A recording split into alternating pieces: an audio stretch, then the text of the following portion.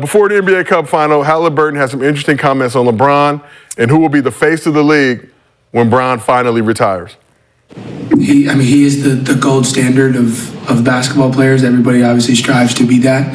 And as far as like whose job it is to take the reins from him, I don't really know if that's up for us to decide. That's like a media thing, to be honest with you. I think that as players, guys are just going out there and doing what they're doing. I think we're at really like the peak of our sport right now. We got some of the greatest players ever still in our league today, and there are things being done on a nightly basis that have never been done before. So I think guys are prepared for whenever that time is. Only Lord knows when he's going to slow down, But I think the league is in really good hands for when that time does come, and whoever the face of the league, that's not up for us guys to decide. So what are your thoughts on what Halliburton said?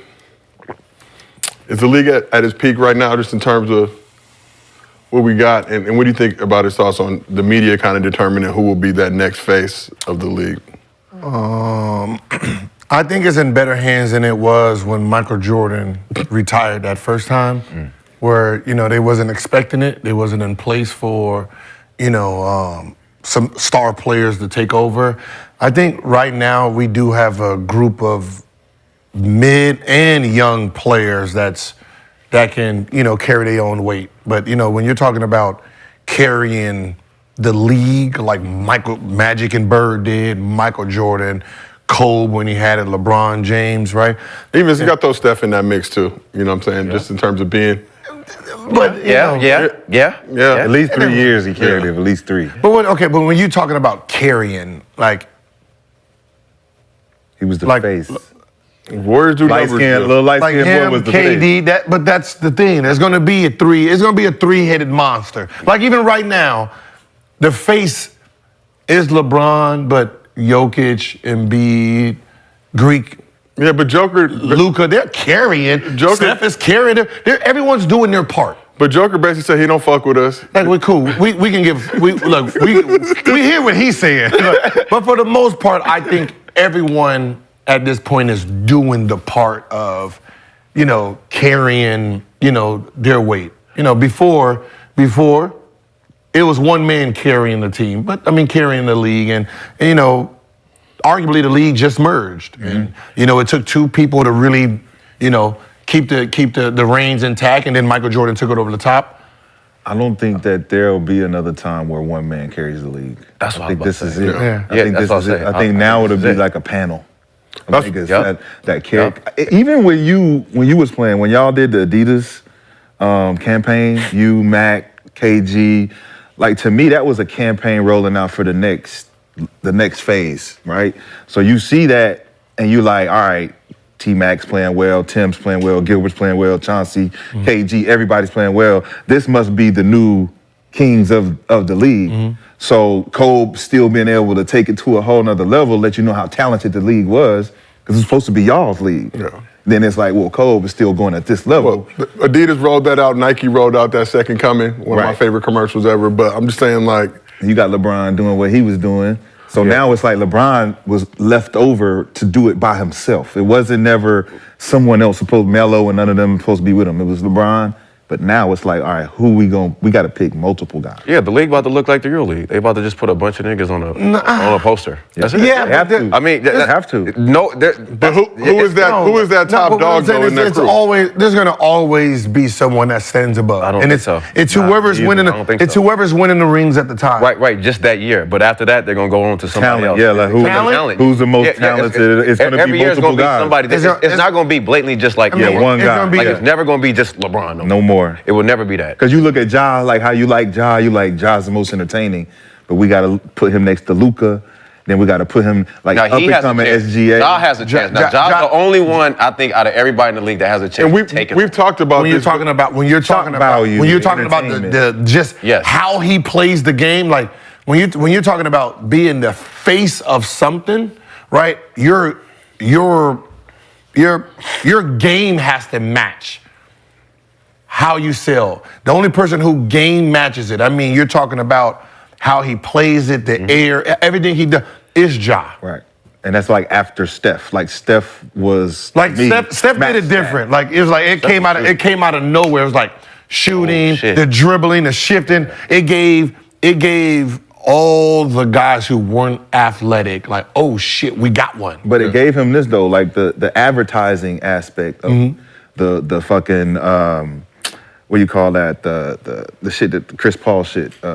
State Farm. State Farm. The state like seeing Steph in that element let you know like, oh, they're trying to brand him as the face of the league because his game fit everybody else. And it's like, oh, the advertisement match up. It's like, oh, and not taking who you anything gonna away promote? from, from Steph, but more people look like Steph. Yeah. They look like LeBron, whatever. You think that, but Steph's obviously physical specimen, bucket getter. Like Greek, Jokic, Embiid, they're never going to be the face. No. Because the average person can't identify with them. So the average person, the average kid right now identifies with one man only, and that's Ja Morant. Well, yeah, and I mean, they're not, like when you ask the kids right now who is their favorite player, it's going to be Steph and Ja Morant. Yeah. So the next coming is the dude that dances and have fun. Like Ant-Man fits. Ant-Man behind Ja. Ant-Man. The problem is Ja Morant is supposed to be there, but Ant-Man might get it because Ant-Man is. He's not as animated as. No. He's funny. He can hold his own. I wouldn't be mad if the league just said, "Are we going to run with him?" Yes. Because we can't give it to Ja because of everything. But if Ja comes out averaging 30 and then next year 30, 32, the world just automatically is going to gravitate to him because his charisma. Do you guys think the game needs that? The NBA would be in a bad place if they let a Minnesota Timberwolves be the first face of the fucking That's how you feel? Yeah. That's how you fucking feel? No, man. I don't know what NBA y'all been watching. So what NBA y'all been watching? But when they ready to put somebody as a face, trust me, that motherfucker gonna be in LA, Boston, Chicago. Or New York. How you feel about Tatum being the face? Because he's in Boston, that's what they'll do. Nah. He has to look. He has to look for the ladies. Everything. Yes. Gil, you know where Jayson Tatum needs to go if he really wants to be the face of the league. Bro, he's in the city, but he's in the city. He's in the city. He's in the city, though. Bro, being the face of the league to me, I feel like it has to happen like right away. Yeah. Like it has to happen right. Like Jordan, that should happen right away. LeBron, that should happen right away. Kobe, that should happen right away. It wasn't like even when Kobe was in the playoffs rookie year and he airball, it was still, you already knew like this nigga's gonna be the. He was on. That's what I'm saying. He was on Ja Morant's stat. That's what I'm saying. Nobody. But with the Lakers, all right. So he's already in that national market. But nobody else is coming into the league having that already. Right. Like that, just like he's about to be the face. Like Zion, Ja was the only one to me. Yeah. And Zion. And Zion had a chance, but other than that, it's kind of just like, I mean, they'll get there when they get there. But there's no, it's going to have to go back into the draft. Somebody's going to have to come out in the draft again and, do it. What about, Wemby gave me that feel. Wemby could. Wemby maybe. No, Wemby could. Bigs don't do it. Bigs don't do it. He has, no, you know what? He has the guard game that the kid, now remember, it's kids, yes, right? Kids don't identify with bigs yet. So dunking and doing all that, that's still a wow to them. So because he has the guard game that kids can gravitate to, it could be him. Yeah. But right now, I'm gonna give it to Ja and who had a chance? Lonzo Ball. Lonzo did. Lonzo had it was before Melo. I think Melo got a chance now. It was right. Melo got more. But when you think about history, the flash is cool. I mean, Melo Ball. My bad. Kids want that. Kids want that. They like that dunk. Like think about when you go to a camp. What's the first thing them fuckers ask you? Can you dunk? Can you dunk? Can you dunk? They don't ask to see your layup package. No layup package. You be old and you be feeling you be sitting there like, yeah. I just got here, little man. Shits. Can you dunk? Can I stretch first? And then be like, nah, man, I can't dunk it. Oh, why we bring him? He can't do nothing cool. You little shit. He don't do nothing cool. So how much? I mean, we talk about these guys, but how much will winning a chip help separate one of these young guys from the pack? Because you even talk about Ant-Man right now, Timberwolves best team in the league right now, but from a national TV standpoint, I think they only got 10 games or something crazy. Thunder only got 13 games. The chip is going to separate. The first one who probably is going to get a chip will be Jayson Tatum out of the group. Agreed. He's going to be because he's the closest one to it, so, He has the team. He's the closest team that can get him there. Yeah. But yeah. But he's on the right team. Yeah, I mean, yeah. He's on the right. Listen, he's on the right team. He got a team. He got the look. He with Jordan Brand. He got the package. Yeah. So as soon as the NBA want to run its package with him, he's there. He's already. Ask y'all this though. He more This might be a clean. wild take. What will it take for the Minnesota Timberwolves to win it? Win what? Championship this year. They got to move their team out of Minnesota. In season, they can win. Not in season. again. No, Not they can again. win the in-season tournament. I'm talking about right now, up until the point where it's time to fight for the playoff spots. Can the Minnesota Timberwolves put a team together outside of the one that they have now that can make a run? They got to trade. They're gonna have to trade. They gotta I mean, trade you know, money. with the NBA, when you're talking about small markets, and we're just gonna be honest.